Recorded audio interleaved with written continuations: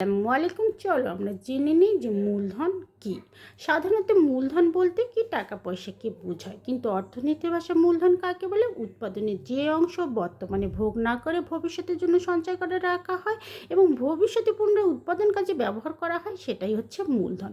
ধরে নাও যে আমি এক জমিতে ধান উৎপাদন করলাম, সেই ধান থেকে কিছু ধান রেখে দিলাম, পরবর্তী বছরে উৎপাদন কাজে ব্যবহার করব। এই ধানের অংশটুকুই হচ্ছে মূলধন। আবার কি, আমি ব্যবসা করি, ব্যবসার কিছু মুনাফার অংশ আমি ব্যাংকে রেখে দিলাম, পুনরায় ওই টাকা দিয়ে অন্য কোনো ব্যবসা পরিচালনা করি যদি, সেটাও হচ্ছে মূলধন। সুতরাং মূলধন বলতে শুধু টাকা পয়সাই হতে পারে না। মূলধন হতে হলে কি হচ্ছে, টাকা পয়সাও হতে পারে, ধানও হতে পারে, কাঁচামালও হতে পারে এবং যন্ত্রাংশ হতে পারে। মূলধন হচ্ছে উৎপাদনের উৎপাদিত উপাদান।